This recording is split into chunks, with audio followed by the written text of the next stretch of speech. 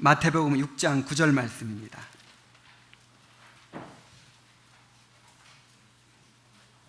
마태복음 6장 9절 말씀입니다. 다 함께 읽겠습니다. 시작. 그러므로 너희는 이렇게 기도하라. 하늘에 계신 우리 아버지여, 이름이 거룩히 여김을 받으시오며. 아멘. 우리 주님은 기도를 가르치시면서 맨 처음에 하나님을 어떻게 불러야 할지 호칭에 대해서 말씀해 주셨습니다. 하나님을 부를 때 하늘에 계신 우리 아버지여 라고 이렇게 부르라고 말씀하셨어요.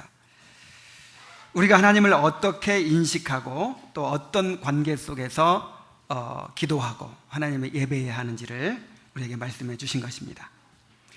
기독교 신앙의 본질은 하나님을 아는 데 있습니다. 내가 상상하는 하나님, 내가 만들어낸 하나님, 내가 좋아하는 하나님을 그렇게 생각해내서 섬기는 것은 우상숭배라고 했어요. 성경에 계시된 하나님을 바로 알고 그 하나님께 마땅한 예배를 드려야 될 줄로 믿습니다. 자, 하나님은 어떤 분입니까? 주님께서 말씀하시는 하나님의 호칭 속에서 이 두 가지로 크게 나누어서 생각해 볼 수 있어요. 하나님은 어떤 분이냐면 하늘에 계신 하나님이십니다. 그리고 하나님이 또 어떤 분이냐면 우리의 아버지가 되신 하나님이십니다. 이 하늘에 계시다라고 할 때는 모든 피조물 위에 구별되어 계시는 그 하나님의 초월성을 지칭하는 것이고, 또 우리의 아버지시다라고 하는 것은 우리와 함께 하시고 또 우리를 돌보시고 우리와 동행하시는 그런 하나님의 내재성을 지칭하는 것입니다. 그래서 오늘 이제 본격적으로 오늘부터 주기도문, 산상수훈 가운데 있는 이 주기도문에 대해서 우리가 말씀을 상고하려고 하는데, 오전 예배 때는 하늘에 계신 하나님에 대해서 우리가 살펴볼 것이고, 오후 예배 때는 우리의 아버지이신 하나님에 대해서 살펴보려고 합니다. 그래서 오전 예배만 참석하고 가면 하나님을 한쪽밖에 모르는 그런 불행한 일이 생길지 몰라요. 자, 하늘에 계신 하나님, 하늘에 계신 하나님이라는 뜻이 무엇입니까? 하늘에 계신 하나님이라고 하니까 하나님이 땅에 안 사시고 이 땅에 사시지 않고 저 하늘에 사시는구나, 이렇게 생각하시면 안 됩니다. 하나님이 하늘에만 계십니까?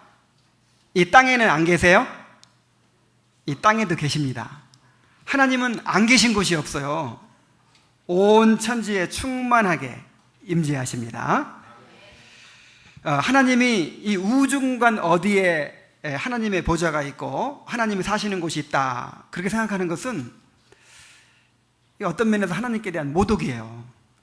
하나님은 무한하십니다. 우주가 아무리 넓다고 해도 이 우주 공간에 하나님을 가둬둘 수가 없어요. 그래서 솔로몬은 성전 헌당식에서 기도하면서 하늘과 하늘들의 하늘이라도 하나님을 용납할 수 없다, 이렇게 고백을 했습니다. 하나님은 충만적으로 존재하신다 그래요. 하나님은 존재하시는데 어떻게 존재한다고요? 충만적으로 존재하신다는 말은 하나님은 안 계신 곳이 없다는 뜻이에요. 하나님은 모든 곳에 동시에 충만하게 채우고 계신다는 거예요. 여러분 교회 왔으니까 집에는 안 계시죠? 여러분 충만적으로 존재하는 게 아니에요. 그러나 하나님은 집에도 계시고 여기도 계시고 공간에도 계시고 하늘에도 계시고 모든 곳에 충만하게 존재하시는 줄로 믿습니다. 이 하늘에 계신이라는 말을 직역하면 그 하늘들 안에 계신, 그런 뜻이 됩니다. 하늘이 복수예요. 이 유대인들은 하늘이 여러 개 있다고 생각을 했어요. 그래서 우선 새들이 날아다니는 이 창공이 있고, 그 다음에 이제 그 위에 또 마귀가 지배하는 그런 공중이 있고, 그 다음에 어떤 피조물도 범접할 수 없는 거룩한 하늘, 영적인 하늘, 하나님이 계신 하늘이 있다, 그렇게 생각을 했습니다. 그래서 이 성경을 쓸 때도 우리가 어떤 말을 할 때 이 당시에 지배하고 있는 사람들의 그 사고방식, 그리고 어떤 문화를 벗어날 수가 없잖아요. 그 속에서 얘기할 수밖에 없죠. 그래서 바울도 내가 거룩하신 하나님을 배웠다, 직접 계시를 받았다라고 하는 표현을 할 때 내가 셋째 하늘에 이끌려갔다, 그렇게 표현을 했어요. 유대인들의 사고방식에 따라서. 그 유대인들은 하늘이 이 3층천으로 되어 있다, 이렇게 보기도 하고, 또는 7단계로 되어 있다, 이렇게 보기도 하고, 또는 10단계로 되어 있다, 이렇게 보기도 했습니다. 그런데 예수님께서는 하나님이 어느 하늘에 계신다고 그랬어요? 하늘들 안에 계신 하나님이라고 그랬어요. 그러니까 하나님이 어떤 한 부분에만 계시는 것이 아니고 온 우주에, 아니 우주 바깥에까지 하나님은 충만히 임재하신다, 그런 뜻입니다. 그래서 이 하늘에 계신이라는 말을 이제 요약을 하면 두 가지로 이야기할 수 있어요. 첫 번째로는 하나님이 하늘에 계시다라고 하는 뜻은 하늘이 땅보다 높죠. 그런 것처럼 하늘이 땅보다 높음과 같이 무한히 높고 위대하시다, 그런 뜻입니다. 그리고 그 하나님이 온 우주에 충만히 임재해 계시고 통치하신다, 그런 뜻이에요. 자, 이 두 가지 의미를 한번 더 자세히 살펴보도록 하겠습니다. 하나님은 무한히 높고 위대하신 하나님인 줄로 믿습니다. 얼마나 높고 위대하신지를 몇 가지만 들어 설명을 하자면, 하나님은 지극히 거룩하시고 영화로우신 하나님이십니다. 하나님이 거룩하시다는 것은 모든 피조물들이 범접할 수 없는 그런 초월적인 존재라는 뜻이에요. 이 구별된 존재다, 그런 뜻으로 이제 거룩이라는 말이 쓰여집니다. 그다음에 또 한 가지는 어떤 죄나 부정한 것도 전혀 없는 지극히 순결하신 분이다, 그런 뜻이에요. 하나님이 얼마나 거룩하신지 우리 한번 이사야 6장 1절부터 3절까지 한번 보겠습니다. 하나님의 거룩하심이 어떤지 한번 상상해 볼 수 있습니다. 1절부터 봅니다. 우시야 왕이 죽던 해에 내가 본즉 주께서 높이 들린 보좌에 앉으셨는데 그의 옷자락은 성전에 가득하였고. 자, 하나님이 얼마나 크신 분인지, 거룩하신 분인지 하나님의 옷자락이 어디에 가득해요? 물론 상록교회 같은 이런 성전이겠습니까? 이 하늘 전체에 가득 채웠다, 이 말이죠. 스랍들이 모시고 섰는데, 스랍들은 천사들을 가리킵니다. 각기 6날개가 있어 그 둘로는 자기의 얼굴을 가리었고 그 둘로는 자기의 발을 가리었고 그 둘로는 날며 서로 불러 이르되 거룩하다 거룩하다 거룩하다 만군의 여호와여, 그의 영광이 온 땅에 충만하도다 하더라. 이같이 화답하는 자의 소리로 말미암아 문지방의 터가 요동하며 성전의 연기가 충만한지라. 한번 상상을 해보세요. 거룩하신 하나님이 보좌에 앉아 계시는데 천사들이 두 날개로 눈을 가리고, 천사들도 감히 바라볼 수가 없는 거예요. 눈을 가리고. 뭐 천사들이 발냄새가 나겠습니까? 두 날개로 발을 가리고, 그 다음에 두 날개로 날면서 거룩하다 거룩하다 거룩하다, 이렇게 화답을 했다고 했어요. 그러니까 이 찬양이 막 터져 나오는 것입니다. 그 하나님의 거룩하심에 압도돼 가지고 찬양이 막 터져 나와요. 막 문지방의 터가 요동하고, 그 다음에 막 연기가 피어오르고, 얼마나 장엄하고 거룩하고 영광스러운 장면입니까? 옛날에 이스라엘 백성들을 광야에서 인도하실 때는 그 하나님께서 한번 이스라엘 가운데 임재하실 때 그 영광과 위엄으로 인해서 번개와 천둥이 치고, 그 다음에 화염과 연기가 치솟고 폭풍과 구름이 막 이렇게 뒤덮었어요. 하나님의 영광의 빛이 얼마나 찬란한지 나중에 천국에 가면은 해가 있어요, 없어요? 해가 필요가 없어요. 하나님의 영광의 빛이 해보다 더 밝고 더 빛나다는 것입니다.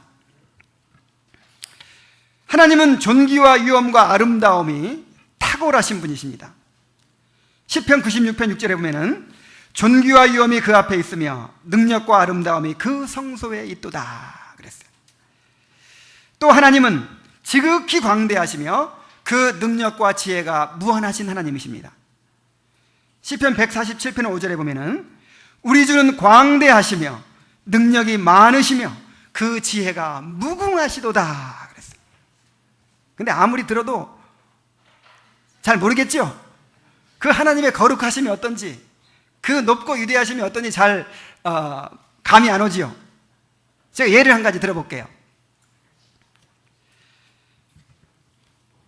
우리 지구라는 별이 있습니다. 그런데 이 지구를 달이 돌죠. 달이 돌고 있는데 지구에서 38만 4천 킬로가 떨어져 있어요. 그런데 달이 지구를 도는데 시속 3,600km로 굉장히 빠르게 돌고 있습니다. 그런데 이 지구도 또 어디를 돌아요? 태양을 돌고 있어요. 이 지구에서 태양까지의 거리가 1억 5천만 킬로미터예요. 그리고 지구가 태양을 도는데 그 속도가 얼마인 줄 아십니까? 10만 8천 킬로예요. 엄청나게 빠른 속도로 돌고 있는데 어지럽지 않으십니까? 그런데 이 태양은 지구보다 130만 배가 커요. 그리고 이 태양에서 끊임없이 핵융합 작용에 의해서 이렇게 불타고 있습니다. 그래서 쉽게 생각하면 그냥 이 태양에서는 핵폭발이 계속 일어난다고 보면 돼요. 그래서 그 중심의 온도가 1500만 도나 된다고 합니다. 이 태양은 9개의 행성들과 또 행성들 주위를 도는 167개의 위성들을 가지고 있어요. 그런데 이 태양 같은 별이 스스로 불타고 있고 빛을 내고 있고 그 다음에 행성들을 거느리고 위성들을 거느린 이 태양과 같은 별이 이 은하계에 2천억 개가 있대요. 그리고 그 태양도 이 은하계의 중심을 돌고 있다는 거예요. 79만 킬로미터, 시속 79만 킬로미터로 이 태양계가 이 우주의 중심을 돌고 있습니다. 그런 태양 같은 별만, 사실은 원래 별 하면 이 태양 같은 항성만 별이라고 하는 거예요. 이 항성만 몇 개가 있다고요? 2천억 개. 그 2천억 개가 전부 다 9개의 행성, 167개의 위성들이 다 있다고 하면, 태양만큼 평균적으로 있다고 하면 이 은하계 안에 모든 천체가 몇 개나 되겠어요? 33조 4천만 개 정도 됩니다. 그런데 이런 은하계도 돌고 있어요. 은하계도 이 우주의 중심을 또 돌고 있어요. 이 은하계가 33조 4천만 개 되는 이 많은 별들이 있는 은하계가 이 우주에 1000억 개가 있답니다. 그럼 별의 숫자가 다 몇 개나 되겠어요?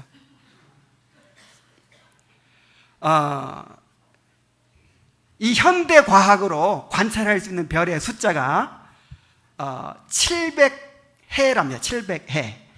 이게 700해가 뭐냐면 7 곱하기 10에 22자승, 7에다가 동그라미를 22개 붙이는 거예요. 억의 만배가 뭐죠? 조의 만배, 경의 만배가 해예요. 근데 700해, 별의 숫자가 몇 개라고요? 이것도 관찰할 수 있는 것만, 그 넘어 있는 것도 몰라요. 우리가 관찰할 수 있는 건 700해인데 이게 어느 정도의 숫자냐면 이 지구상에 있는 모든 바다의 모래와 그 다음에 이 지구상에 있는 모든 사막의 모래의 숫자를 합친 것의 10배랍니다. 그런데 하나님이 말씀 한마디로 별들이 있으라 하니까 생겨났어요. 그 모든 별들이 일정한 궤도를 따라 움직이고 하나님께서 에너지를 주심으로 불타고 있고 교통사고도 한 번 안 나면서 정확하게 움직이고 있어요. 하나님께서 그 모든 별의 숫자를 세고 계시고 그 별 중에서 가장 작은 별 중에 하나인 이 지구상에 있는 나 한 사람의 머리카락 숫자까지 다 세고 계십니다. 하나님께서 이 만상을 다 창조하시고 유지하시고 보존하고 계십니다. 이 하나님이 얼마나 높고 위대하신 분입니까? 그래서 이것을 생각하면서 느헤미야가 이렇게 찬양을 했어요. 오직 주는 여호와시라. 하늘과 하늘들의 하늘과 1월 성신과 땅과 땅 위의 만물과 바다와 그 가운데 모든 것을 지으시고 다 보존하시오니 모든 천군이 주께 경배하나이다. 이렇게 위대하신 하나님이, 이렇게 높고 위대하신 하나님이 온 우주에 충만히 임재하고 계시면서 우주를 통치하고 계십니다. 많은 사람들이 신의 존재를 믿어요. 실제로 신이 없다 확신 있게 얘기하는 사람을 무신론자라고 하는데, 그래, 무신론자는 많지 않습니다. 신이 있다고 믿어요. 믿는 사람이 많아요. 그런데 신이 있기는 있지만 그냥 가만히 계신다고 생각을 해요. 이렇게 우주의 법칙대로 움직여 가도록, 인간이 자연 법칙에 따라 살아가도록 그냥 버려두셨다, 이렇게 생각을 해요. 그래서 우리가 불러내야만 하나님께서 움직이시고 그때부터 이제 역사하신다, 이렇게 생각을 해요. 그러나 하나님은 온 우주에 충만히 임재하고 계시면서 주권적으로 친히 통치하시고 다스리시는 하나님이십니다. 하나님은 자기 영광을 위하여 세계를 창조하시고 인간을 창조하셨어요. 하나님은 만물에 대한 작전과 계획을 가지시고 그 뜻대로 그 작정을 이루어 가십니다. 그래서 참새 한 마리도 하나님의 뜻에서 벗어날 수가 없어요. 하나님이 인간 나라를 다스리시고 그 뜻대로 주장을 하십니다. 왕들을 세우시는 분도 하나님이시고 패하시는 분도 하나님이십니다. 그 누구도 하나님의 행하시는 일을 막을 수 없어요. 결국 하나님의 뜻이 완전히 서게 될 것입니다. 하나님께서 위대한 구원의 계획을 지금 이루어가고 계십니다.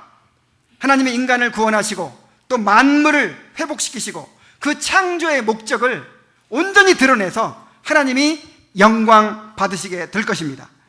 이 위대한 구속의 계획 속에서 우리를 만세전에 택하시고 또 때에 맞게 부르시고 우리를 의롭다 하시고 자녀 삼으시고 거룩하게 하시고 영화롭게 해가시는 이 놀라운 구속의 계획을 완성해 가고 계시는 것입니다. 그래서 결국은 하나님의 나라가 이루어지고 악인들이 심판을 받게 되고 또 의인들이 영원한 구원의 영광을 누리게 될 것입니다. 이 일들을 통해서 하나님께서 영광 받으시게 될 것입니다. 하나님이 하늘에 계신다는 것은 바로 이런 의미예요. 다시 요약을 합니다. 하나님이 하늘에 계시다는 뜻이 무엇입니까?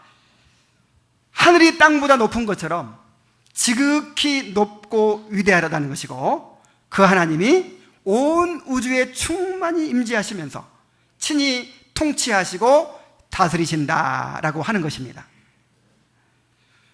우리가 이렇게 하나님을 하늘에 계신 분으로 알고 그 하나님께 마땅한 예배를 드리고 마땅한 기도를 드리고 그 하나님을 알아가야 될 줄로 믿습니다. 이것이 너무 중요합니다. 우리는 끊임없이 하나님을 하늘에 계신 하나님으로 바라보아야 되고 하늘에 계신 하나님을 알아가야 돼요. 이것이 왜 중요한가? 우리가 하나님을 하늘에 계신 분으로 알 때 하나님을 경외하게 됩니다.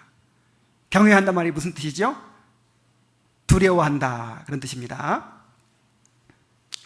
하나님을 두려워하는 것이 이 기독교 신앙의 기초입니다. 잠언 1장 7절에 보면은 여호와를 경외하는 것이 지식의 근본이라 그랬어요. 이 근본이라는 말은 시작이라 그런 뜻이고, 여기서 말하는 지식은 하나님을 아는 지식이에요. 그래서 여러분, 하나님을 알아가려면, 이제 구원받고 하나님과 본격적인 교제를 이루어가려면 맨 먼저 뭐 할 줄 알아야 돼요? 하나님을 두려워할 줄 알아야 돼요. 하나님이 얼마나 높고 위대하신 분인가, 이것을 알고 하나님을 두려워하는 것이 우리 이 기독교 신앙의 시작이란 말이에요. 기초란 말이에요. 하나님을 두려워해야 죄를 두려워하고 거룩함을 추구하게 됩니다. 그래서 바울은 고린도후서 7장 1절에 이렇게 권면을 합니다. 그런즉 사랑하는 자들아, 이 약속을 가진 우리가 하나님을 두려워하는 가운데서, 자, 뭐 하는 가운데서? 하나님을 두려워하는 가운데서 거룩함을 온전히 이루어 육과 영의 온갖 더러운 것에서 자신을 깨끗하게 하자 그랬어요. 베드로전서 1장 15절로 16절에 보면은 내가 거룩하니 너희도 거룩하라 그랬어요. 히브리서 12장 14절에 보면은 모든 사람으로 더불어 화평함과 거룩함을 쫓으라. 이것이 없이는 아무도 주를 보지 못하리라 그랬어요. 에베소 5장 21절에 보면은 그리스도를 경외함으로 피차 복종하라. 자, 이 관계에 대해서 아내는 남편을 순종하고, 남편은 아내를 사랑하고, 또 부모는 자녀를 사랑하고, 자녀는 부모를 순종하고, 뭐 고용주는 고용인들을 또 잘 대해주고, 고용인들은 고용주에게 순종하고, 이런 이 관계들을 쭉 말씀하신 다음에 결론으로 뭐라고 했냐면은 그리스도를 경외함으로 피차 복종하라 그랬어요. 우리 한번 따라해 봅시다. 그리스도를 경외함으로 피차 복종하라.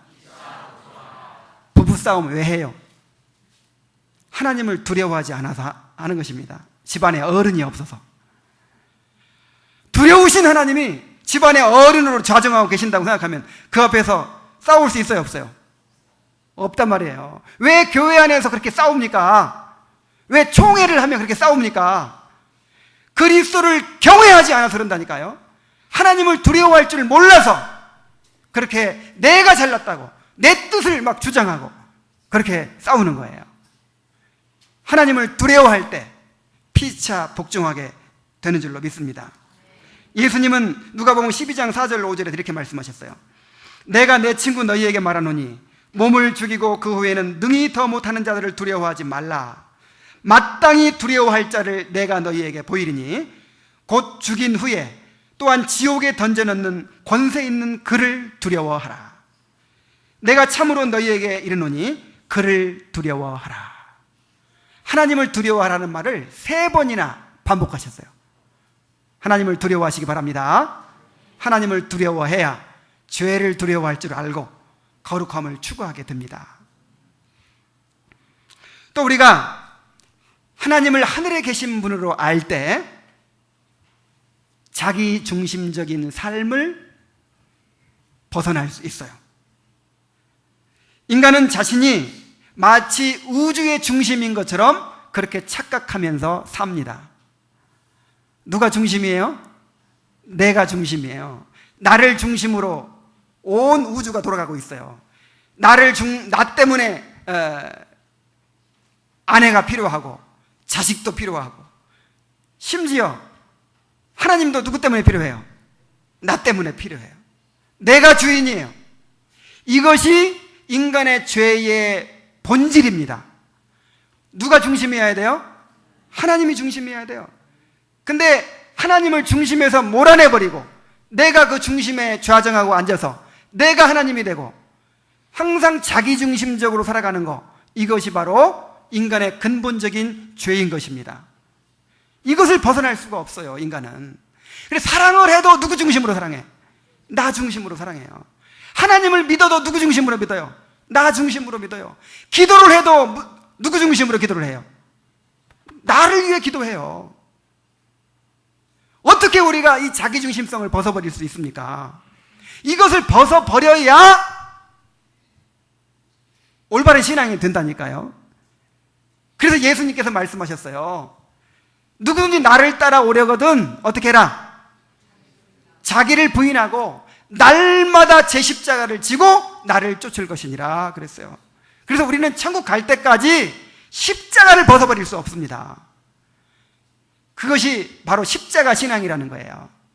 우리는 끊임없이 자기를 부인하고 날마다 십자가를 지라는 게 뭐예요? 날마다 나를 십자가에 못 박아서 죽이라는 거예요.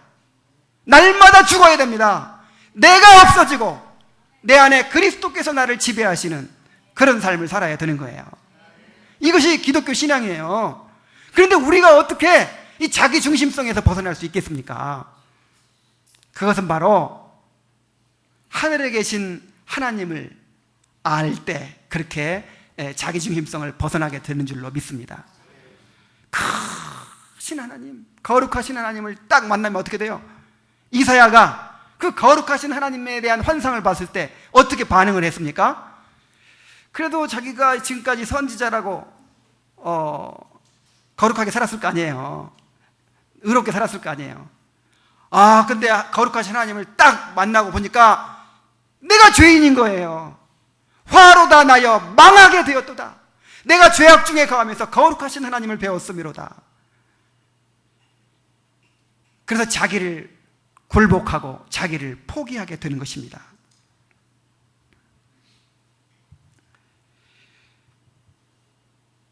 우리가 하나님을 하늘에 계신 분으로 알 때 하나님이 나를 위해 존재하는 것이 아니라 내가 하나님의 영광을 위해 지음받고 내가 하나님을 위해 존재한다고 하는 사실을 받아들이게 되는 것입니다.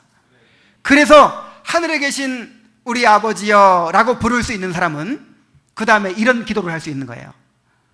이름이 거룩히 여김을 받으시오며 나라의 임하옵시며 뜻이 하늘에서 이루어진 것 같이 땅에서도 이루어지이다. 여러분 기도 이렇게 하십니까? 누구의 이름이?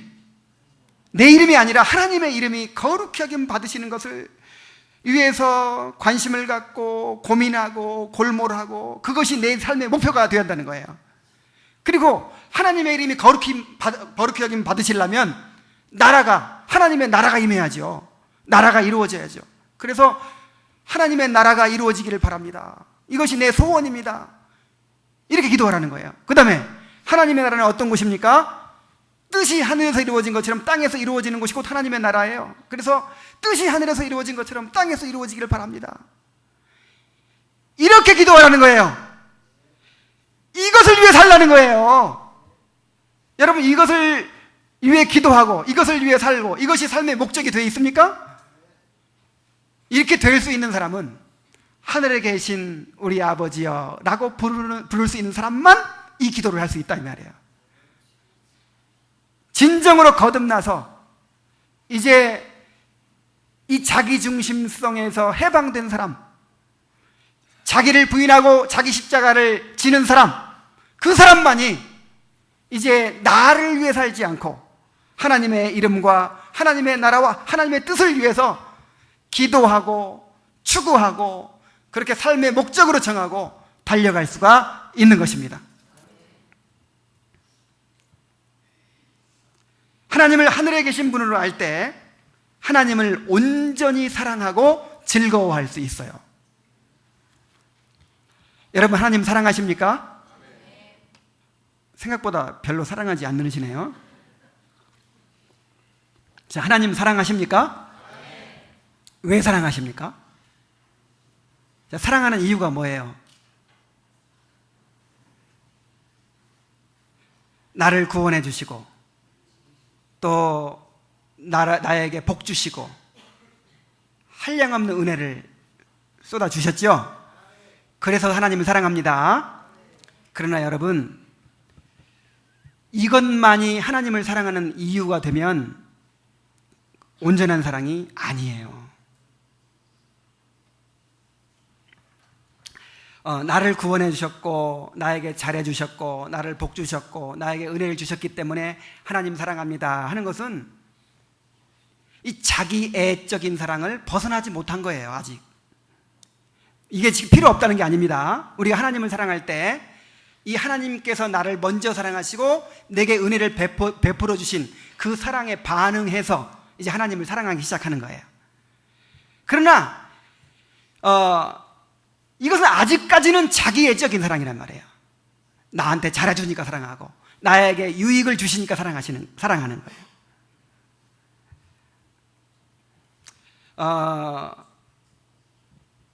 남편이 이제 아내에게 묻습니다. 당신 나 사랑해? 사랑하지. 정말 사랑하지. 근데 왜 사랑해? 돈 잘 벌어다 주니까 사랑하지. 뭐 다른 사람 보니까 돈도 못 벌고 막 그런 사람들 많은데 당신은 이렇게 돈을 잘 벌어다 주니까 내가 당신을 사랑하지. 그 남편 들으면서 등에 식은땀 흐릅니다. 직장 언제 잘릴지 모르는데 돈 못 벌었다가 어떻게 돼요? 이거 변할 여자예요. 단지 그것만이 사랑의 이유가 되어서는 안 돼요. 여러분, 오늘 집에 가시거든 꼭 남편들한테 이렇게 말해주세요. 나는 당신이 돈 못 벌어다 줘도 나는 당신 자체가 좋아. 당신 같은 사람이 없어. 내가 살아보니까 정말 당신 같은 사람 만나기 힘들어. 그 이유는 자세히 말씀하지 마시고 참 당신 같은 사람이 없어. 이 남편들은 그걸 계속 확인하고 싶어 한대요. 얼마나 두려움에 떨면서 사는지 아세요? 여러분, 하나님 사랑하는 것도 마찬가지입니다. 하나님을 향한 온전한 사랑은 하나님이 나를 뭔가 잘해주셨기 때문에 사랑하는 그 사랑을 넘어서서 그 하나님 자신의 탁월한 아름다움 때문에 하나님을 사랑하고 하나님을 즐거워하는 것입니다. 태초에 하나님께서 아담과 하와를 창조하셨을 때 하나님의 영광을 위해 창조하셨죠. 근데 하나님께 어떻게 영광을 돌리느냐면은 그 하나님의 영광을 바라보고 그 영광을 알아가는 거예요. 그 하나님을 알아가면서 그 하나님의 영광을 찬양하고 드러내는 거예요. 이것이 인간의 본분입니다. 인간의 본분이 뭐예요? 하나님을 영화롭게 하며 그를 영원토록 즐거워하는 거예요. 근데 아담과 하와는 하나님을 무엇 때문에 사랑하고 기뻐했을까요? 아담과 하와는 뭐 죄 용서받은 것도 없죠? 태초에 아담과 하와는 뭐 우리처럼 뭐 구원받고 뭐 죄 용서받고 이런 거 없었잖아요. 근데 뭐 때문에 하나님을 사랑했을까요? 예? 무슨 이유로 하나님을 사랑했을까요? 그 하나님의 영광의 아름다움, 그 하나님의 존귀하심과 위엄과 거룩하심과 그 하나님 자신의 아름다움을 발견해 가면서 그 아름다움으로 인하여 하나님을 사랑하고 하나님을 즐거워한 것입니다. 이것이 인간의 본분이에요. 근데 인간이 타락하고 이제 하나님과의 교제가 끊어져 버림으로 말미암아서 이제 하나님의 아름다움을 바라보며 알아갈 수 있는 그런 감각을 잃어버렸어요. 이게 영적인 죽음이죠. 그런데 하나님께서 다시 중생케 하셨다고 하는 것은 이제 하나님의 아름다움을 발견하고 그것을 알아볼 수 있는 영적인 감각을 회복시켜 주신 거예요. 그래서 이제 구원받은 사람들은 끊임없이 하나님을 알아갑니다. 하나님의 그 거룩하심, 그 하나님의 권능과 위엄과 존귀와 그 탁월한 아름다움을 끊임없이 알아가면서 발견해가면서 그 아름다움 때문에 하나님을 다 사랑하고 그 하나님을 즐거워하고 그 하나님의 그 아름다움에 사로잡혀 그렇게 살아가는 것입니다. 이것이 신자의 행복이에요. 그래서 다윗은 이렇게 고백을 합니다. 시편 27편 4절에 내가 여호와께 바라는 한 가지 일 그것을 구하리니 곧 내가 내 평생의 여호와의 집에 살면서 여호와의 아름다움을 바라보며 그의 성전에서 사모하는 그것이라. 여러분, 다윗이 하나님을 찬양할 때 뭘 찬양했어요? 물론 하나님이 나를 기가 막힌 수렁에서 건져주셔서 감사합니다, 나를 구원해 주셔서 감사합니다, 이런 감사도 있죠.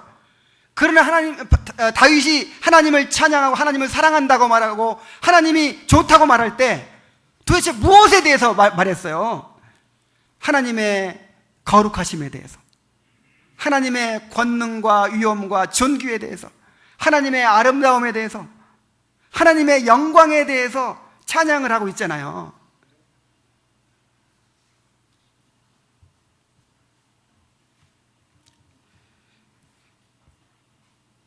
다윗과 같은 그런 행복을 누리게 되시기 바랍니다. 하나님의 아름다움을 알아가면 여러분 뭐 이 세계 좋은 경치들 다 구경하고 싶죠? 그런데 다 가보면 좋겠죠?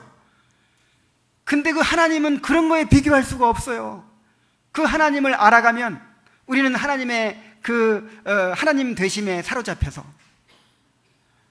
이 세상을 초월하게 되는 것입니다. 하나님을 알아가시기 바랍니다. 자, 우리가 하나님을 하나님으로 알 때, 하늘에 계신 하나님으로 알 때 우리가 진정한 위로를 경험하게 됩니다.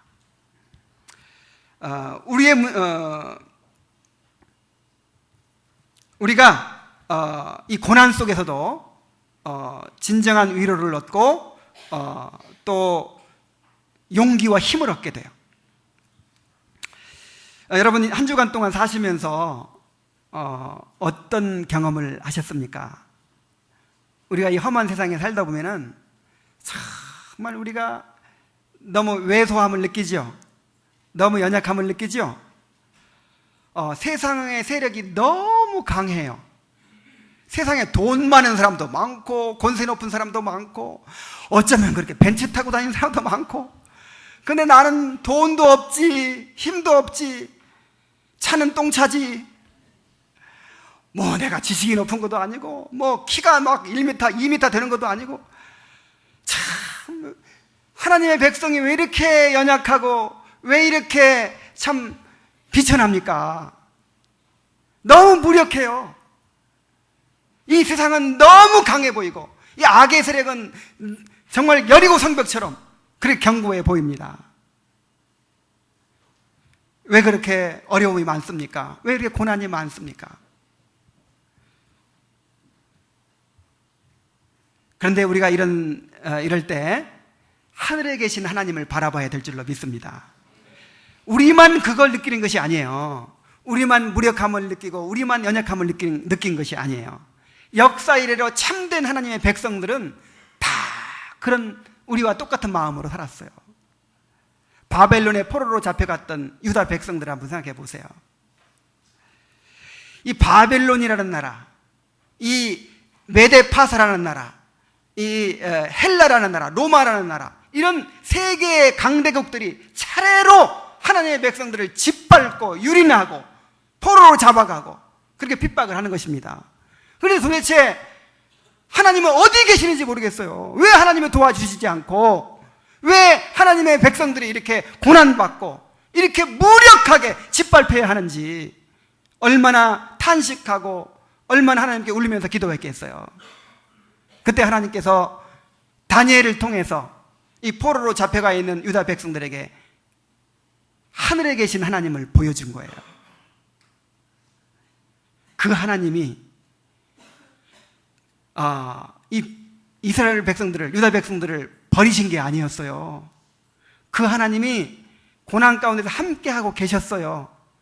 환상을 보여주시는데 바벨론, 메데파사, 뭐 헬라, 로마 이런 열강들을 세우신 분이 하나님이셨어요. 그 열강들을 패하시는 분도 하나님이셨어요. 왕을 세우시는 분도 하나님이시고 왕을 무너뜨리신 분도 하나님이시고 인간 나라를 자기 뜻대로 다스리시는 분이 다른 이가 아닌 바로 하늘에 계신 하나님이셨어요. 그리고 결국은 하나님의 나라가 그 모든 나라를 무너뜨리고 영영이 서게 될 것을 당신의 백성들에게 보여주셨어요. 그래서 하나님은 지금 가만히 아무것도 안 하고 계신 것이 아니라 그 놀라운 하나님의 영광의 나라를 이루어가고 계신다는 것을 보여주신 거예요. 얼마나 용기와 힘을 얻었겠습니까? 로마 제국에 의해서 혹독한 핍박을 받고 있던 그런 초대교인들에게 하나님께서 또 하늘에 계신 하나님을 보여주셨어요. 반모섬에서 귀양살이하고 있던 요한이, 하나님, 이 로마가 지금 당신의 백성들을 짓밟고 원형 경기장에 끌어다가 죽이고, 당신의 백성들은 궁핍하고 고난받고 환난받으면서 학대받으면서 이렇게 살아가고 있는데 하나님은 도대체 어디에 계십니까? 하나님은 도대체 무엇을 하고 계십니까? 아마 이렇게 기도했을지 몰라요. 그때 하나님께서 하늘에 계신 하나님을 보여주신 거예요.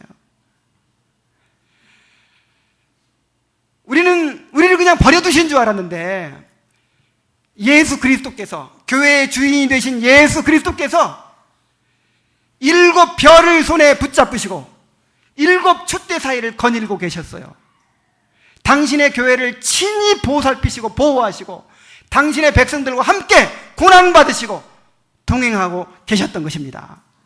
그리고 하나님께서 보여주시기를 장차 하나님께 로마를 심판하시고 적그리스도를 심판하시고 바벨론을 심판하시고 결국은 하나님의 나라가 승리를 얻게 될 것이라는 사실을 보여주셨습니다. 그래서 하나님이 힘이 없어서 고난받으려는데 버려두시는 것이 아니고 당신의 백성들을 사랑하셔서 그리스도와 함께 영광받게 하기 위해서 그 고난을 허락하신 것이었어요. 그리고 그 고난 가운데서 주님이 함께 하시고 내가 너의 고난을 안다. 네가 얼마나 힘든 상황이 있는지를 내가 안다. 내가 너와 함께 하고 있다. 나는 항상 너의 편이다. 결국은 우리가 승리할 것이다. 이런 메시지를 주셨어요. 그래서 하늘에 계신 그 하나님께 대한 믿음으로 초대교회 성도들이 죽기까지 충성하고 승리하게 된 것입니다.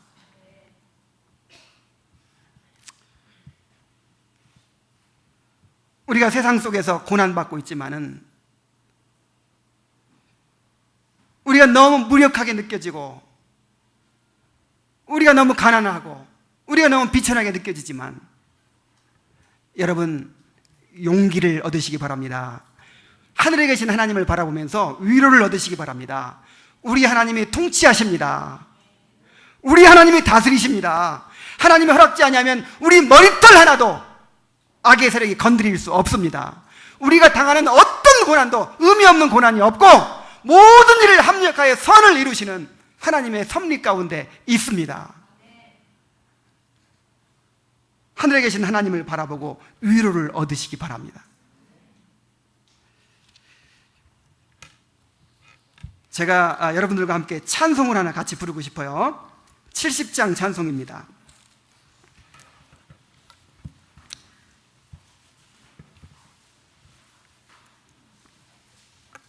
어제도 어떤 분을 상담을 하는데 정말 그 어려움을 겪고 있는 그 성도들을 바라보면서 얼마나 안타깝고 얼마나 가슴이 아픈지요. 그런데 어떻게 도와줄 수 있겠어요? 하나님께서 우리를 도우시는 방법은 하늘에 계신 하나님을 보게 해주는 것입니다. 우리가 크신 하나님, 우주에 충만히 임재하시고 통치하시는 하나님, 하늘에 계신 하나님을 우리가 알아갈 때, 우리가 바라볼 때 어떤 고난에서도 승리하게 될 줄로 믿습니다. 이것을 생각하시면서 우리 함께 불러봅시다.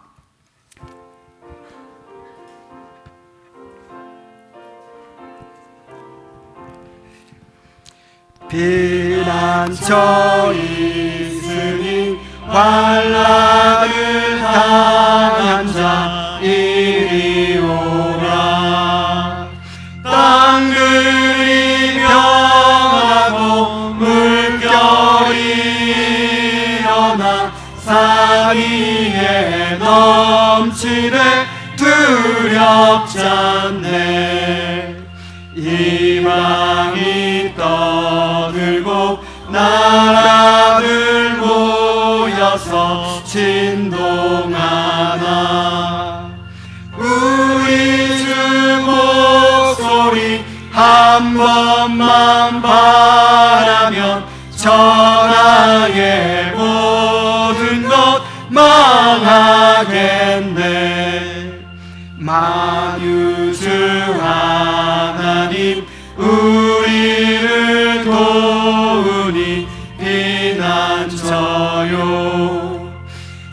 세상의 난리를 그치게 하시니 세상의 창검이 쓸데없네.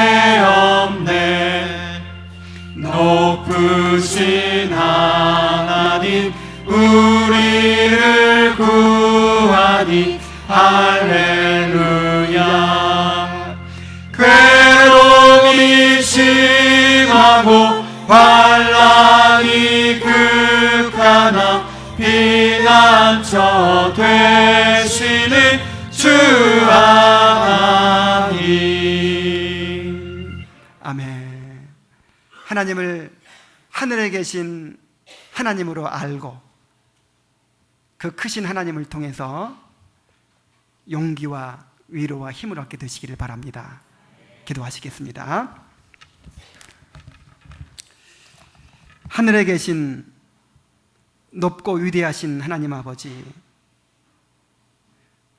우리가 그 하나님을 바라보게 하시고 그 하나님을 알게 하여 주시옵소서. 자기의 하나님을 아는 백성은 용맹하여 빛을 발하리라고 했습니다. 고난 가운데서도 우리 하나님을 알 때 이 세상이 우리를 감당치 못하게 될 줄로 믿습니다. 우리 사랑하는 성도들, 하늘에 계신 하나님을 바라보게 하시고 그 하나님을 알아가게 하시고 그 하나님 한 분만으로 기뻐하고 만족하는 그런 귀한 하나님의 백성들 될 수 있도록 인도하여 주시옵소서.